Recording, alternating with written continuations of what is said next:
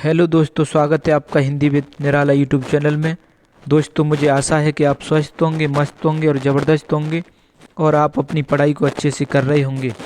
तो दोस्तों, हम लेकर के आए हैं आपके लिए हिंदी व्याकरण का महत्वपूर्ण अध्याय, जिसका नाम है कारक।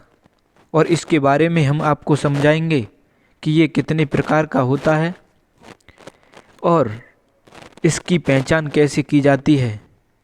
तो शुरुआत करने से पहले हम आपसे निवेदन करते हैं कि हमारे Hindi channel Hindi with Nirala YouTube channel को सब्सक्राइब कीजिए और वीडियो को लाइक कीजिए और वीडियो को शेयर कीजिए, जिससे हमें मोटिवेशन मिलता रहे और हम इसी प्रकार आपके लिए निरंतर मेहनत करते रहें। तो चलो करते हैं शुरुआत। सबसे पहले इसकी परिभाषा को जानेंगे। परिभाषा परिभाषा क्रिया को करने में जो सहायक होता है उसे क्या कहते हैं? कारक कहते हैं। जो क्रिया को यानी काम को करने में जो सहायक होता है, जो सहायता प्रदान करता है, उसे क्या कहेंगे? हम कारक कहेंगे। क्या कहेंगे? कारक कहेंगे। उदाहरण के आधार पर आपको समझाएंगे। सुरेश नौकरी के वास्ते इधर भटक रहा है। किसके वास्ते? किसके वास्ते? नौकरी के वास्ते। नौकरी के वास्ते भटक रहा है।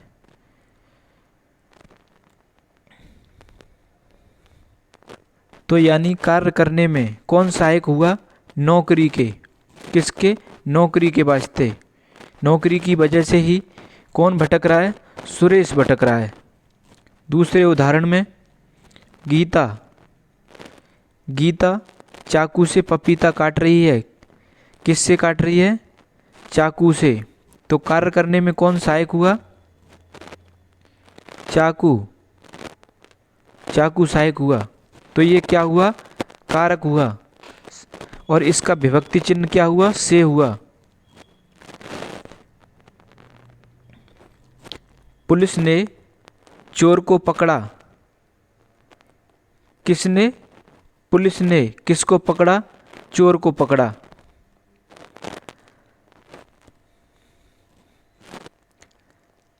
अब पढ़ेंगे प्रकार। कारक के प्रकार। कारक कितने प्रकार के होते हैं? तो हमने यहाँ 8 प्रकार के कारकों को प्रदर्शित किया है, यानी 8 प्रकार के कारकों का उल्लेख किया है। कितने प्रकार के होते? 8 प्रकार के। अगर परीक्षा में ये पूछा जाए कि कारक कितने प्रकार के होते हैं, तो आप बताएंगे कि 8 प्रकार के होते हैं। और कारक चिन्ह, कारक चिन्ह ही क्या कहलाते हैं? विभक्ति कहलाते हैं। क्या कहलाते हैं? विभक्ति कहलाते हैं कारक चिन्ह।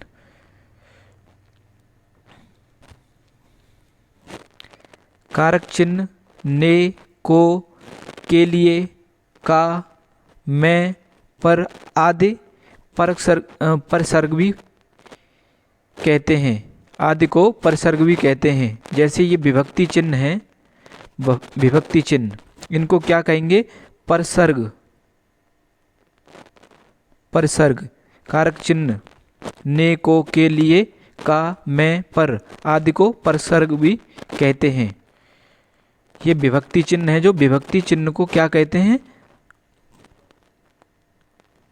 परसर्ग।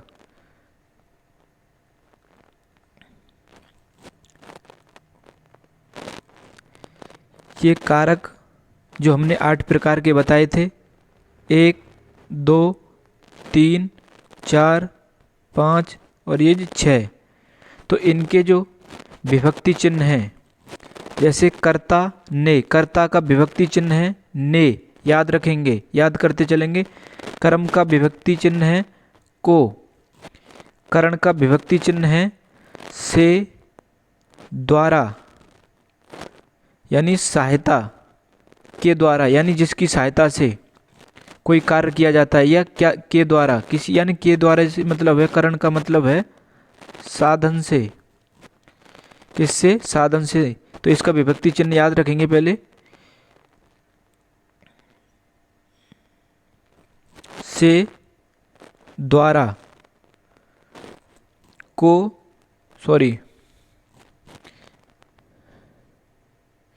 संप्रदान कारक का विभक्ति चिन्ह है को और के लिए। जब हम वाक्य में आपको समझाएंगे तब आपको पूरी तरह से जानकारी हो जाएगी कि इन चिन्हों का कैसे प्रयोग किया जाता है। अपादान कारक का विभक्ति चिन्ह से यानी अलग होने के संबंध में। क्या अगर कोई चीज़ हमसे कोई अलग होती है या किसी वस्तु से दूसरी वस्तु अलग होती है तब इसका प्रयोग किया जाता है से का।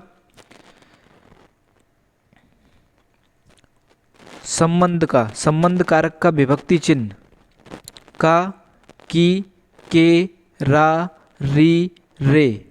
किसका? संबंध का। यानी राम लखन का भाई है तो क्या आया? का। यानी राम लखन का भाई है तो यहाँ संबंधी तो हुआ राम लखन में, तो यहाँ का, की, के या सीता गीता की बहन है तो इस प्रकार से क्या हुआ? संबंध। तो संबंध का विभक्ति चिन्ह क्या हुआ? का, की, के, रा, री, रे। ऐसे ही अधिकरण मैं पर। अधिकरण का मतलब यानी अंदर से मैं, वह कमरे के अंदर यानी कमरे में है तो यानी अंदर। पर यानी छत पर है तो पर यानी अधिकरण। संबोधन हे, हो, अरे, अजी इसका प्रयोग होता है। तो कारक कितने प्रकार के बताए थे? 8। और 8 कारकों के हमने आपको विभक्ति चिन्ह बता दिए हैं, ये आपको याद करने होंगे। और चलते हैं, शुरुआत करते हैं बारी बारी से कारकों की। तो सबसे पहले कर्ता कारक को उठाएंगे। संज्ञा या सर्वनाम यानी संज्ञा के जगह सर्वनाम का प्रयोग होता है। या तो संज्ञा या सर्वनाम की जिस रूप से क्रिया को करने वाले का बोध हो। संज्ञा या सर्वनाम के जिस रूप से क्रिया को करने वाले का बोध होता है उसे क्या कहते हैं? कर्ता। जैसे माना कि आपने कोई कार्य किया तो क्रिया किसने की? आपने की। और तो करने वाले कौन हुए? आप हुए। तो आप कौन कहलाए? कर्ता। बोलते हैं ना किसी काम के मुखिया को, जैसे काम करने वाला हो तो उसे कहते हैं कर्ता धर्ता, यही है। तो कहने का मतलब है वो काम करने वाला है। कौन है? कर्ता। तो कर्ता कार्य करने वाले को कहते हैं। क्रिया को करने वाले को ही क्या कहते हैं? कर्ता कहते हैं, कार्य करने वाले को। इसका विभक्ति चिन्ह क्या होता है? ने। हमने बताया था कर्ता ने, तो ने विभक्ति चिन्ह होता है इसका। इसका प्रयोग भूतकालिक क्रियाओं के साथ किया जाता है, जो यानी समय निकल गया हो उसके लिए इसका क्या किया जाता है? प्रयोग किया जाता है, प्रयुक्त। जैसे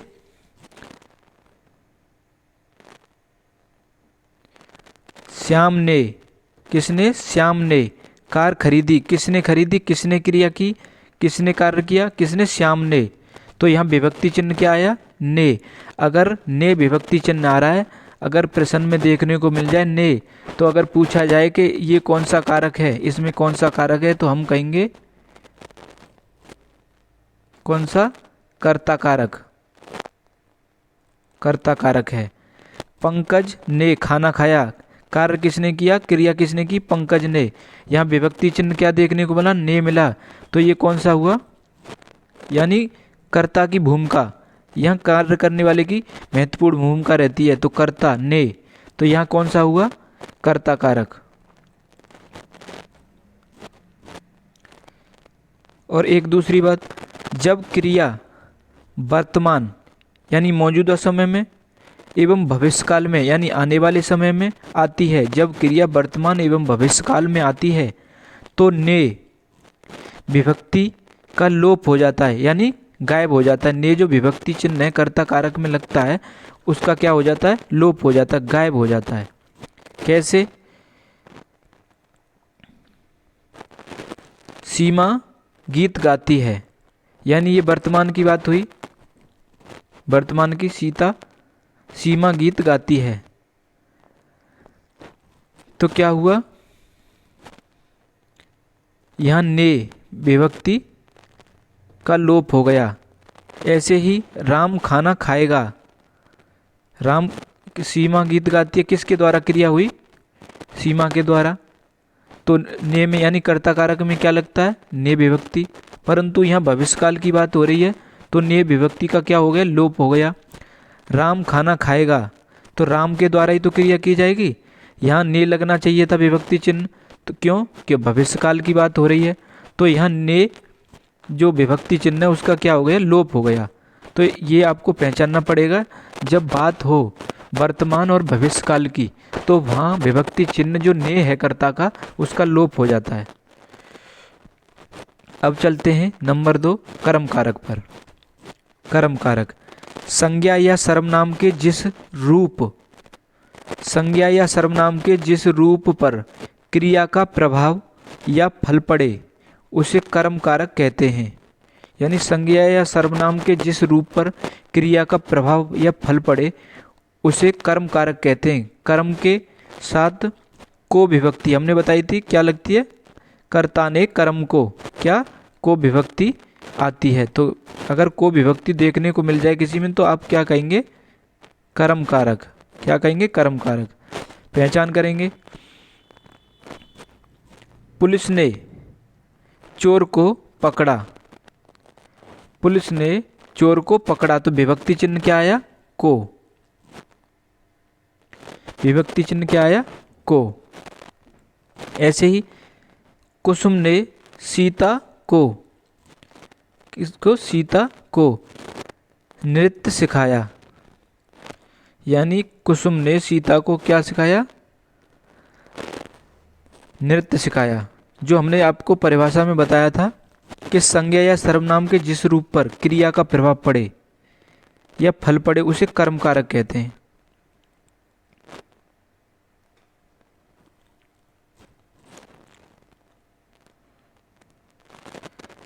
कर्ता कारक की भांति, यानी कर्ता कारक की भांति कर्म कारक भी विभक्ति रहित, यानी विभक्ति रहित या विभक्ति सहित प्रयुक्त होता है।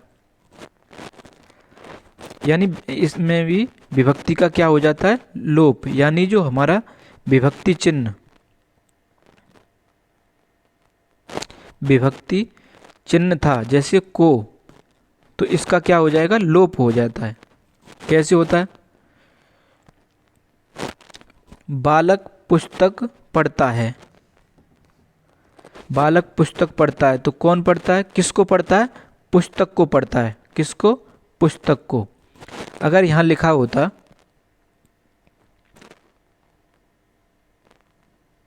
बालक पुस्तक को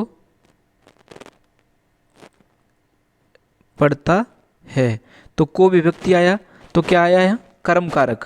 परंतु यहाँ किसका लोप हो रहा है, को का लोप हो रहा है, तब भी क्या ही है, कर्म कारक, कर्म कारक। ऐसे ही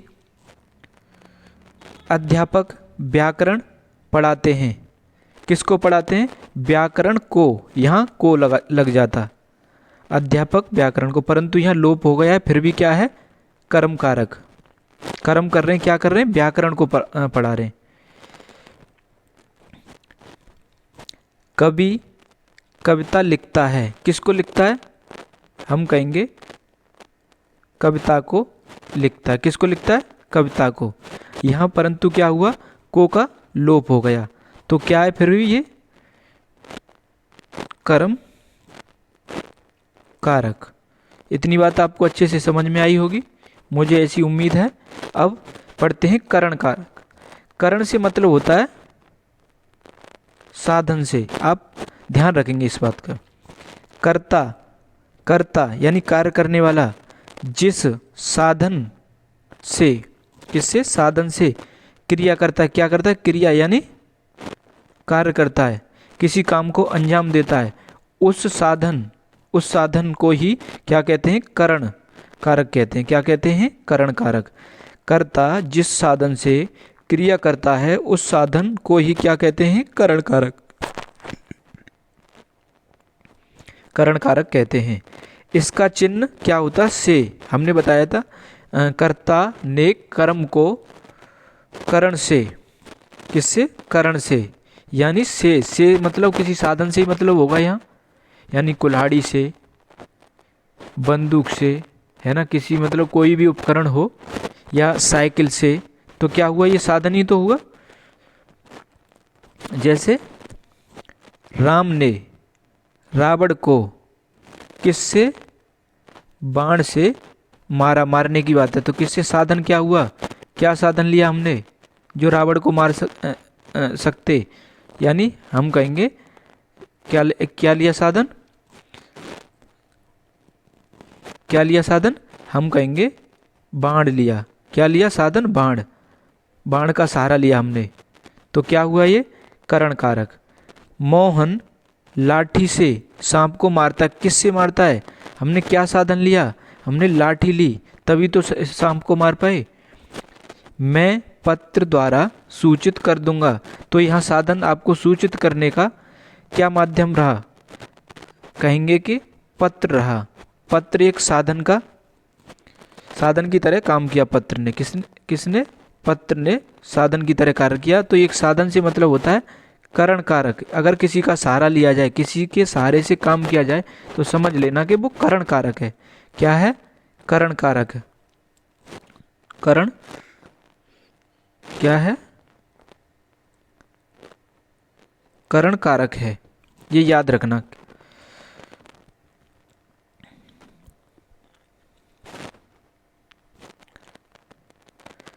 कभी कभी वाक्यों में करण कारक का चिन्ह भी लुप्त हो जाता है। जैसे कर्ता कारक में कभी कभी बताया था कंडीशन के हिसाब से कि जो विभक्ति चिन्ह है, विभक्ति चिन्ह का क्या हो जाता है?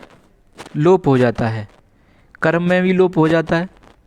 ऐसे ही करण कारक में भी किसका? जो विभक्ति चिन्ह है उसका क्या हो जाता है? लोप हो जाता है, वो भी गायब हो जाता है। हमें पहचान करनी पड़ती है क्रिया के आधार पर। ऐसे वाक्यों में करण कारक की पहचान करने के लिए सीधे क्रिया के साधन की खोज करना चाहिए। किसकी? क्रिया के साधन की खोज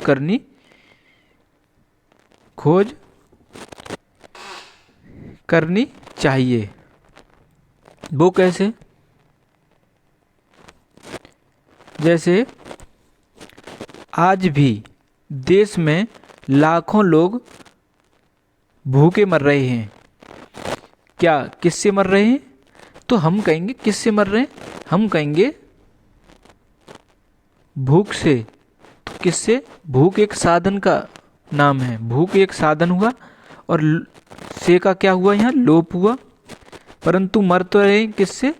भूख से, परंतु यहाँ से का लोप कर दिया है। आज भी देश में लाखों लोग किससे मर रहे हैं? भूख से मर रहे हैं। अगर हम यहाँ से लगा देते तब भी कोई बात नहीं थी। आज भी देश में लाखों लोग भूख से मर रहे हैं, यानी भूख से, तो यहाँ पे ये मात्रा नहीं होती, भूख से मर रहे हैं। परंतु यहाँ इसका लोप कर दिया। आज भी देश में लाखों लोग किससे मर रहे हैं? भूखे मर रहे हैं। पहलवान ने अपने 2 बेटों को अपने हाथों दफनाया। किससे दफनाया? साधन क्या हुआ? हाथ। अब यहाँ लिखा जाता पहलवान ने अपने 2 बेटों को अपने किससे? हाथों से दफनाया, तब भी क्या होता? सही होता। परंतु यहाँ क्या कर दिया? से का लोप कर दिया। अब यहाँ माध्यम की बात हुई, हाथों से, हाथों का सहारा लिया। यहाँ भूख से मरे, तो क्या हुआ? यहाँ करण कारक हुआ। आपको ये कारक बड़े अच्छे से समझ में आ रहे होंगे, मुझे उम्मीद है। तो इसी के साथ हम आगे बढ़ते हैं। अब पढ़ेंगे संप्रदान कारक। और संप्रदान कारक पढ़ने से पहले आपसे पुनः निवेदन करते हैं कि हमारे Hindi channel Hindi with Nirala YouTube channel को सब्सक्राइब कीजिए, वीडियो को लाइक कीजिए, वीडियो को शेयर कीजिए, जिससे हमें मोटिवेशन मिलता रहे और हम इसी प्रकार आपके लिए निरंतर मेहनत करते रहें। तो शुरुआत करते हैं संप्रदान कारक की। जिन शब्दों से कर्ता के लिए की जाने वाली क्रिया का बोध हो, यानी जिन शब्दों से, यानी कोई वाक्य दे रखा है, उन शब्दों से ये मालूम हो कि कर्ता के लिए कोई कार्य किया जा रहा है, तो वो क्या होगा? संप्रदान, यानी किसी दूसरे व्यक्ति के द्वारा कार्य किया जाए तो क्या होगा? संप्रदान कारक। या दूसरे शब्दों में हमने लिखा है यहाँ, कर्ता को कुछ दिया जाए उसे संप्रदान कारक कहते हैं। जैसे हमने इसके विभक्ति चिन्ह बताए थे। विभक्ति चिन्ह क्या बताए थे? इसका चिन्ह को हालांकि कर्म में भी है, परंतु यहाँ को बताएंगे जब वाक्य के आधार पर आपको बताएंगे, तब मालूम चलेगा और समझ पाएंगे। के लिए, यानी के लिए, किसी के लिए, को किसी को, है ना? तो देने के लिए ये बात कही जाएगी, ऐसा प्रतीत होता है इन विभक्ति चिन्हों से। राधा श्याम के लिए, किसके लिए? श्याम के लिए। राधा श्याम के लिए चाय बना रही है, तो किसके लिए? श्याम के लिए बना रही है, कर्ता के लिए कार्य हो रहा है। राजा ने गरीब को, किसको? गरीब को धन दिया। एक दूसरी बात बताएं, संप्रदान कारक कहाँ होता है?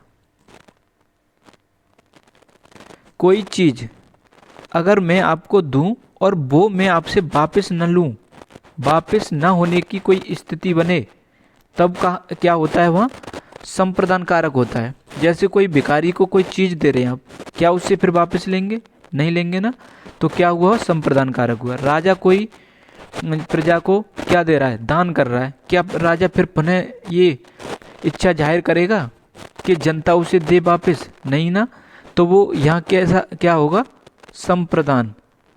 और संप्रदान का ही मतलब दान से ही मालूम पड़ रहा है कि दान फिर वापस ना आए, तो क्या होगा? संप्रदान। यदि के लिए के स्थान पर क्या करें? के वास्ते, के खाते, के निमित्त आदि का प्रयोग होता है। इनके स्थान पर, के लिए के स्थान पर इसका के वास्ते, के खाते, के निमित्त आदि का प्रयोग होता है। ये ध्यान रखेंगे। केवल के लिए ही नहीं, ये इन शब्दों का भी, विभक्ति चिन्हों का भी प्रयोग हो सकता है। जैसे यह पुष्प पूजा के निमित्त है। क्या है? पूजा के निमित्त है। आपके वास्ते फल लेकर आया हूँ। किसके वास्ते? आपके वास्ते। यानी वास्ते की जगह अगर लिए, किसके? के लिए भी होता तब भी चलता। आपके यानी के तो है ये यहाँ, आपके लिए फल लेकर आया हूँ, तब भी क्या होता? संप्रदान कारक होता। ऐसे ही पिताजी की खातिर दवा लेकर आओ। अगर यहाँ खातिर की जगह क्या होता? पिताजी के लिए दवा लेकर आओ, तब भी क्या होगा? संप्रदान। और अभिवादन के लिए संप्रदान कारक का प्रयोग किया जाता है। अभिवादन करते हैं, जैसे अभिवादन का मतलब किसी को प्रणाम करो, नमस्कार करो। जैसे भाई साहब को नमस्कार, आपने नमस्कार किया बड़े भाई के लिए, क्या आप उनसे ऐसी उम्मीद करोगे कि आपके लिए वो नमस्कार करें? नहीं ना, क्योंकि वो बड़े हैं, हमें ही उनके लिए करनी पड़ेगी। अगर कोई चीज़ वापस ना मिले, किसी चीज़ के बदले में ना मिले कोई चीज़ या कोई संबोधन, तो वहाँ क्या होता है? हम कहेंगे संप्रदान कारक होता है वहाँ।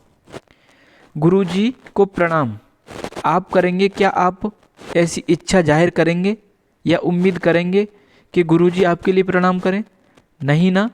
तो क्या होगा यहाँ?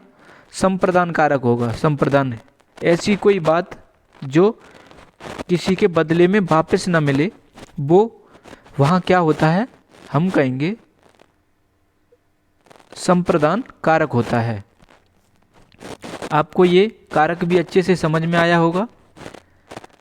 अभी इसमें कुछ बात बाकी है। जब किसी को कोई वस्तु स्थायी रूप से दे दी जाती है, स्थायी रूप से मतलब दे दी जाती है, तो वहाँ पर को विभक्ति का प्रयोग किया जाता है। यानी मैंने आपको किसी कार्य के लिए रुपए दिए या आपने मुझे रुपए दिए, वो आप रुपए वापस न लो और वापस न होने की स्थिति हो, तो वहाँ भी क्या होगा? संप्रदान कारक होगा। संप्रदान कारक। उदाहरण जैसे मुख्यमंत्री ने भूकंप पीड़ित को कपड़े दिए। क्या मुख्यमंत्री ये इच्छा जाहिर करेगा कि ये जो भूकंप पीड़ित हैं ये भी इसको कुछ दें? नहीं ना। तो क्या हुआ यहाँ? यहाँ हुआ संप्रदान कारक। क्या? संप्रदान, संप्रदान कारक हुआ।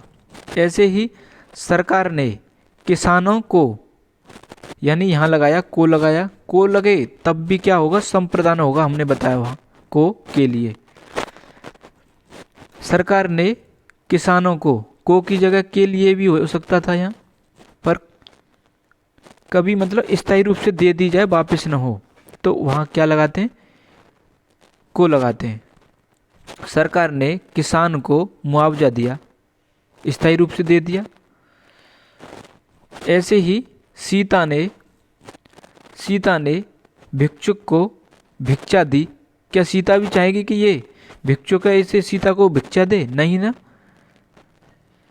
बदले में, तो यहाँ कोई बदले की बात नहीं होती। वहाँ क्या होता है? क्या होता है? संप्रदान कारक होता है। इतनी बात आपको याद रखनी पड़ेगी। अपादान कारक। संज्ञा या सर्वनाम के जिस रूप से अलग होने की स्थिति का बोध हो उसे अपादान कारक कहते हैं। अगर कोई चीज़, कोई वस्तु हमसे अलग हो रही हो तो वहाँ क्या होगा? अपादान कारक होगा। अपादान कारक का विभक्ति चिन्ह से होता है। से, हमसे, मतलब अलग होने के संबंध में। जैसे अलग होने के संबंध में, वृक्ष से पत्ते गिरते हैं, तो वृक्ष से पत्ते क्या होते हैं? अलग ही तो हो रहे हैं। अलग होने के संबंध में से का प्रयोग करते हैं। लड़का छत से गिर गया, यानी छत से अलग हो गया, यानी अलग होने की स्थिति हो तो वहाँ क्या होगा? अधिकरण, नहीं सॉरी, अपादान कारक होगा।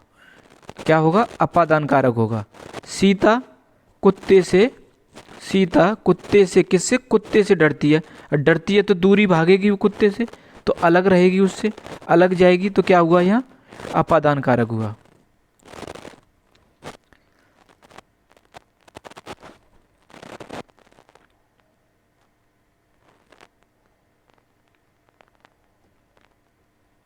ये डबल चलो कोई ना। नंबर 6, संबंध कारक। संज्ञा या सर्वनाम से जहाँ किसी संज्ञा यानी व्यक्ति, वस्तु, स्थान व भाव का संबंध प्रकट हो, यानी संबंध प्रकट हो किसी से, किसी का, तो उसे संबंध कारक कहते हैं।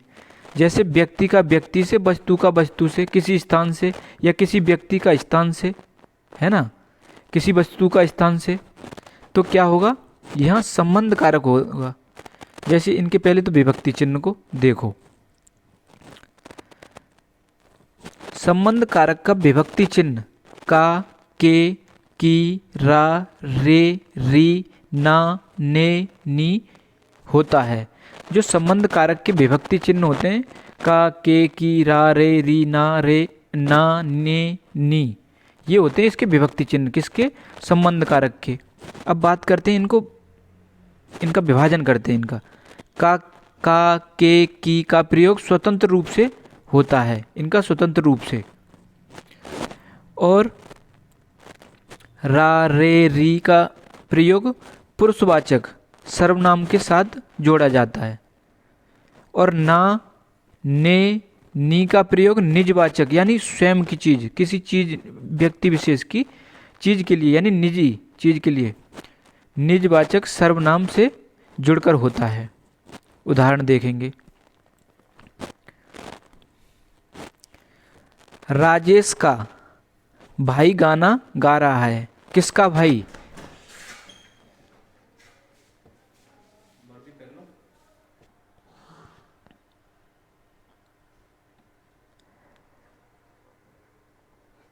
राजेश का भाई गाना गा रहा है, तो किसका भाई? राजेश का भाई। तो यहाँ राजेश का भाई से संबंध हुआ और भाई का राजेश से संबंध हुआ, राजेश के भाई से। तो यहाँ संबंध बने दोनों के, इन दोनों के संबंध हुए, भाई भाई के संबंध हुए। तो का, ये का विभक्ति चिन्ह लगा यहाँ, तो क्या हुआ? ये संबंध कारक। ऐसे ही अनुज की पुस्तक खो गई है। किसकी? अनुज की। तो अनुज का इससे संबंध, और पुस्तक का अनुज से, यानी ये अनुज की पुस्तक, किसकी पुस्तक है? ये अनुज की पुस्तक। तो क्या हुआ? संबंध हुआ यहाँ। ऐसे ही अपना परिचय पत्र, अपना परिचय यानी मैं ही कहूँ अपना परिचय पत्र, मैं कहूँ आपसे अपना परिचय पत्र, तो उस परिचय पत्र से आपका संबंध हुआ, आपका हुआ। तो क्या हुआ यहाँ? संबंधवाचक, संबंध कारक हुआ। ऐसे ही यहाँ मेरी दुकान, यानी मेरी दुकान से मतलब संबंध, मेरी कलम, यहाँ भी संबंध। तो ये क्या हुए? संबंध कारक। अब बात करेंगे अधिकरण कारक पर। संज्ञा या सर्वनाम के जिस रूप से क्रिया के स्थान या काल आधार का बोध हो। किसका? संज्ञा या सर्वनाम के जिस रूप से क्रिया के स्थान या काल आधार का बोध हो, उसे अधिकरण कारक कहते हैं। यानी काल का मतलब है, देखो, क्रिया के स्थान, क्रिया कहाँ हो रही है? अंदर बाहर भीतर ऊपर नीचे कहाँ हो रही है ना? जमीन पे हो रही है, कहाँ हो रही है, इससे मतलब है। ठीक है जी। और काल यानी अगर समय दे रखा हो 2 बजे से 3 बजे से जो भी है, तो आप आंख बंद करके लगा देना कि ये अधिकरण कारक है। क्या होगा? अधिकरण कारक। इसका विभक्ति चिन्ह, अधिकरण कारक के विभक्ति चिन्ह में, पर, पे होते हैं। जैसे राम छत पर बैठा है। किस पर बैठा है? छत पर बैठा है या पे बैठा है। चिड़िया पेड़ पर बैठी है, वो है घर में बैठा है। तो किस में बैठा है? मैं, घर में बैठा। अंदर यानी अंदर भीतर बाहर ऊपर नीचे की बात हुई, स्थान की बात हुई। जैसे पिताजी कार्यालय में, यानी कार्यालय यानी अंदर, अंदर की बात हुई। मैं यानी स्थान की बात हुई, पिताजी कार्यालय में हैं। किताब मेज पर रखी है। किस पर रखी है? किताब मेज पर रखी है। तो यहाँ स्थान की बात हुई। बंदर पेड़ पर बैठा है। किस पर बैठा है? पेड़ पर बैठा है। तो क्या हुआ यहाँ? अधिकरण कारक हुआ। क्या हुआ? अधिकरण कारक हुआ। अधिकरण कारक। जैसे अब मैं और दूं उदाहरण आपके लिए। जैसे काल की बात करी, आप सोच रहे होंगे काल की तो कोई बात ही नहीं आई यहाँ। काल की बात, तो मैं एक उदाहरण दूं आपको। मैं अभी 5 मिनट में आता हूँ।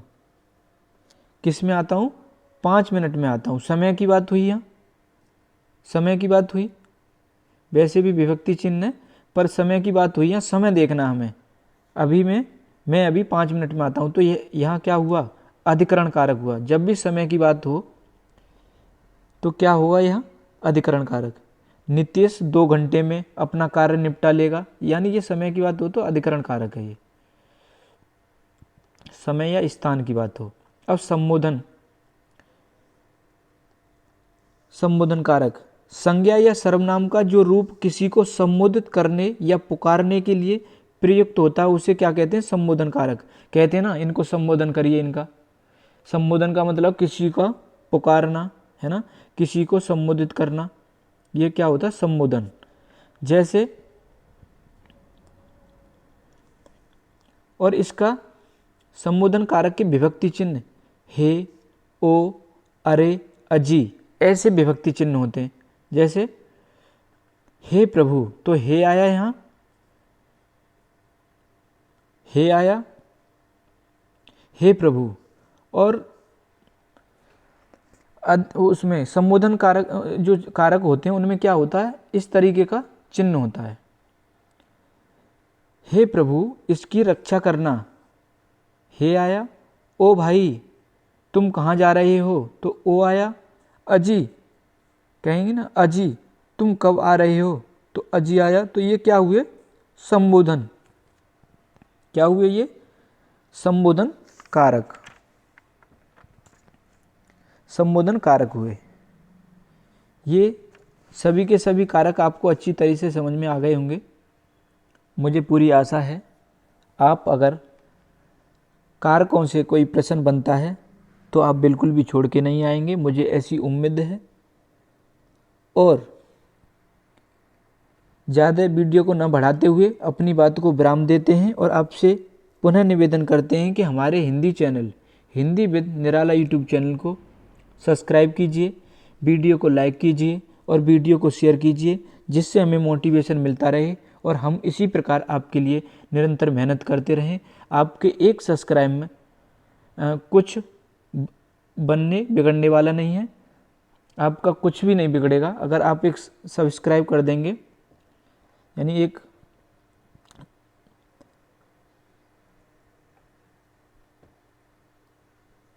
कर देंगे तो आपका कुछ नहीं बिगड़ेगा। तो इसलिए आपसे निवेदन है कि आप हमारे चैनल को सब्सक्राइब कीजिए और वीडियो को साथ ही साथ लाइक कीजिए, जिससे हमें मोटिवेशन मिलता रहे, हमें ऊर्जा मिलती रहे। इन्हीं बातों के साथ हम अपनी बात को विराम देते हैं। जय हिंद, जय भारत।